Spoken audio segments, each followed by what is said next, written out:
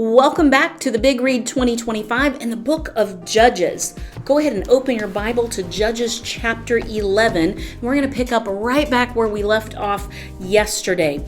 According to our reading chart, today is Friday, April the 4th, and we are reading Judges chapter 11, starting at verse 29. And we're going to read all the way through the end of chapter 15 today. Now, this is the continuing story of Jephthah, the son of the harlot who was kicked out of his family, but then they called him back and said, hey, we need you to fight the sons of Ammon for us. And so he's come back and with the promise that if he fights for them, then he will become their leader. And so he's about to go into this battle. So let's pick up the story where we left off and see what happens with the battle. Don't forget to be taking notes as we're reading. Are you ready? Here we go. Judges chapter 11, verse 29. Now the Spirit of the Lord came upon Jephthah, so that he passed through Gilead and Manasseh.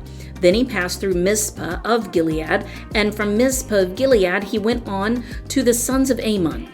Jephthah made a vow to the Lord and said, if you will indeed give the sons of Ammon into my hand, then it shall be that whatever comes out of the doors of my house to meet me when I return in peace from the sons of Ammon, it shall be the Lord's, and I will offer it up as a burnt offering. So Jephthah crossed over to the sons of Ammon to fight against them, and the Lord gave them into his hand. He struck them with a very great slaughter from Aroer to the entrance of Minnith, 20 cities, and as far as Abel-Kiriam. So the sons of Ammon were subdued before the sons of Israel. When Jephthah came to his house at Mizpah, behold, his daughter was coming out to meet him with tambourines and with dancing. Now she was his one and only child. Besides her, he had no son or daughter. When he saw her, he tore his clothes and said, alas, my daughter, you have brought me very low, and you are among those who trouble me, for I have given my word to the Lord, and I cannot take it back. So she said to him, my father, you have given your word to the Lord. Do to me as you have said, since the Lord has avenged you of your enemies, the sons of Ammon. She said to her father, let this thing be done for me. Let me alone 2 months, that I may go to the mountains and weep because of my virginity, I and my companies. Then he said, go. So he sent her away for 2 months, and she left with her companions and wept on the mountains because of her virginity. At the end of 2 months, she returned to her father, who did to her according to the vow which he had made, and she had no relations with a man. Thus it became a custom in Israel that the daughters of Israel went yearly to commemorate the daughter of Jephthah the Gileadite 4 days in the year. Chapter 12. Then the men of Ephraim were summoned, and they crossed to Zaphon and said to Jephthah, why did you cross over to fight against the sons of Ammon without calling us to go with you? We will burn your house down on you. Jephthah said to them, I and my people were at great strife with the sons of Ammon. When I called you, you did not deliver me from their hand. When I saw that you would not deliver me, I took my life in my hands and crossed over against the sons of Ammon, and the Lord gave them into my hand. Why then have you come up to me this day to fight against me? Then Jephthah gathered all the men of Gilead and fought Ephraim. And the men of Gilead defeated Ephraim, because they said, you are fugitives of Ephraim, O Gileadites, in the midst of Ephraim and in the midst of Manasseh. The Gileadites captured the fords of the Jordan opposite Ephraim. And it happened, when any of the fugitives of Ephraim said, let me cross over, the men of Gilead would say to him, are you an Ephraimite? If he said no, then they would say to him, say now, Shibboleth. But he said Shibboleth, for he could not pronounce it correctly. Then they seized him and slew him at the fords of the Jordan. Thus there fell at that time 42,000 of Ephraim. Jephthah judged Israel 6 years. Then Jephthah the Gileadite died and was buried in one of the cities of Gilead. Now Ibzan of Bethlehem judged Israel after him. He had 30 sons and 30 daughters, whom he gave in marriage outside the family, and he brought in $30 30 daughters from outside for his sons, and he judged Israel 7 years. Then Ibzan died and was buried in Bethlehem. Now Elon the Zebulunite judged Israel after him, and he judged Israel 10 years. Then Elon the Zebulunite died and was buried at Ajalon in the land of Zebulun. Now Abdon the son of Hillel the Pirathonite judged Israel after him. He had 40 sons and 30 grandsons who rode on 70 donkeys, and he judged Israel 8 years. Then Abdon the son of Hillel the Pirathonite died and was buried at Pirathon in the land of Ephraim in the hill country of the Amalekites. Chapter 13. Now the sons of Israel again did evil in the sight of the Lord, so that the Lord gave them into the hands of the Philistines 40 years. There was a certain man of Zorah, of the family of the Danites, whose name was Manoah, and his wife was barren and had borne no children. Then the angel of the Lord appeared to the woman and said to her, Behold, now you are barren and have borne no children, but you shall conceive and give birth to a son. Now therefore be careful not to drink wine or strong drink, nor eat any unclean things. For behold, you shall conceive and give birth to a son, and no razor shall come upon his head, for the boy shall be a Nazarite to God from the womb. And he shall begin to deliver Israel from the hands of the Philistines. Then the woman came and told her husband, saying, A man of God came to me, and his appearance was like the appearance of the angel of God, very awesome. And I did not ask him where he came from, nor did he tell me his name. But he said to me, Behold, you shall conceive and give birth to a son. And now you shall not drink wine or strong drink or eat any unclean thing, for the boy shall be a Nazarite to God from the womb to the day of his death. Then Manoah entreated the Lord and said, O Lord, please let the man of God whom you have sent come to us again, that he may teach us what to do for the boy who is to be born. God listened to the voice of Manoah, and the angel of the Lord came again to the woman as she was sitting in the field, but Manoah her husband was not with her. So the woman ran quickly and told her husband, Behold, the man who came the other day has appeared to me. Then Manoah arose and followed his wife, and when he came to the man, he said to him, Are you the man who spoke to the woman? And he said, I am. Manoah said, Now when your words come to pass, what shall be the boy's mode of life and his vocation? So the angel of the Lord said to Manoah, Let the woman pay attention to all that I have said.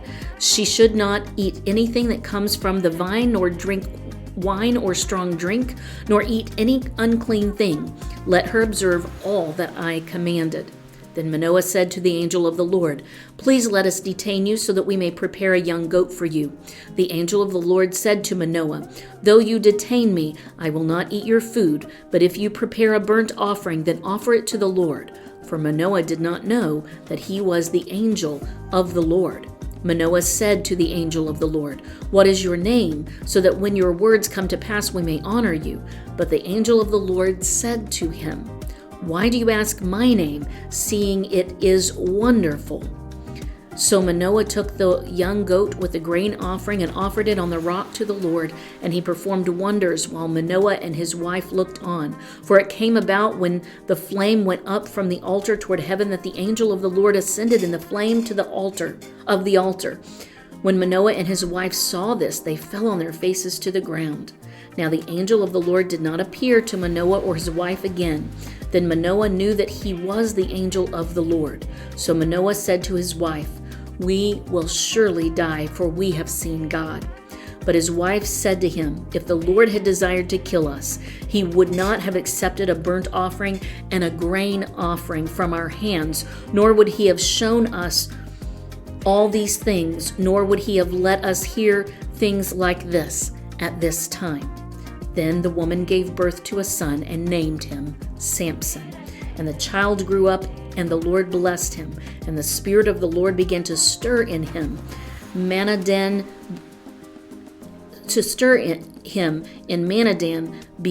between Zorah and Eshtaol. Chapter 14. Then Samson went down to Timnah and saw a woman in Timnah, one of the daughters of the Philistines. So he came back and told his father and mother, I saw a woman in Timnah, one of the daughters of the Philistines. Now therefore get her for me as a wife. Then his father and his mother said to him, Is there no woman among the daughters of your relatives or among all our people that you go to take a wife from the uncircumcised Philistines? But Samson said to his father, Get her for me, for she looks good to me. However, his father and mother did not know that it was of the Lord, for he was seeking an occasion against the Philistines. Now, at that time, the Philistines were ruling over Israel. Then Samson went down to Timnah with his father and mother and came as far as the vineyards of Timnah. And behold, a young lion came roaring toward him. The Spirit of the Lord came upon him mightily, so that he tore him as one tears a young goat, though he had nothing in his hand. But he did not tell his father or mother what he had done. So he went down and talked to the woman, and she looked good to Samson. When he returned later to take her, he turned aside to look at the carcass of the lion, and behold, a swarm of bees and honey were in the body of the lion. So he scraped the honey into his hands and went on, eating as he went. When he came to his father and mother, he gave some to them, and they ate it. But he did not tell them that he had scraped the honey out of the body of the lion.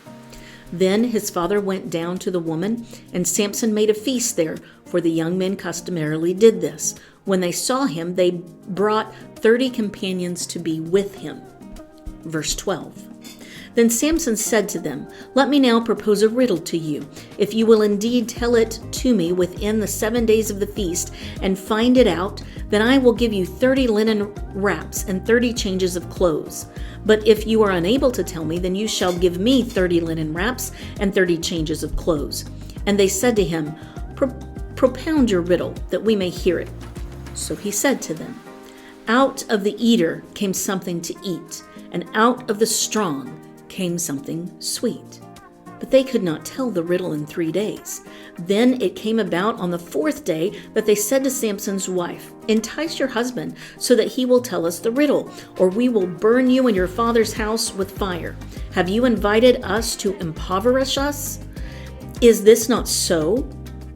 Samson's wife wept before him and said, You only hate me, and you do not love me. You have propounded a riddle to the sons of my people and have not told it to me. And he said to her, Behold, I have not told it to my father or mother, so should I tell you? However, she wept before him 7 days while their feast lasted. And on the 7th day he told her, because she pressed him so hard.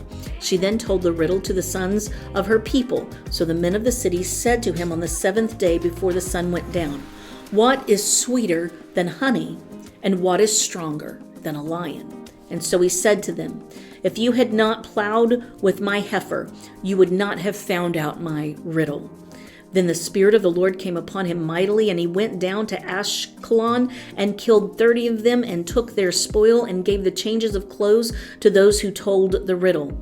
And his anger burned, and he went up to his father's house. But Samson's wife was given to his companion, who had been his friend. Chapter 15. But after a while, in the time of wheat harvest, Samson visited his wife with a young goat and said, I will go in to my wife in her room. But her father did not let him enter. Her father said, I really thought that you hated her intensely, so I gave her to your companion. Is not her younger sister more beautiful than she?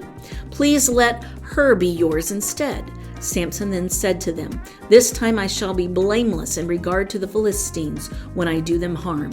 Samson went and caught 300 foxes and took torches and torches and turned the foxes tail to tail and put one torch in the middle between the two tails. When he had set fire to the torches, he released the foxes into the standing grain of the Philistines, thus burning up both the shocks and the standing grain along with the vineyards and groves. Then the Philistines said, Who did this? And they said, Samson, the son-in-law of the Timnite, because he took his wife and gave her to his companion. So the Philistines came up and burned her and her father with fire. Samson said to them, Since you act like this, I will surely take revenge on you, but after that I will quit. He struck them ruthlessly with a great slaughter, and he went down and lived in the cleft of the rock of Etam. Verse 9.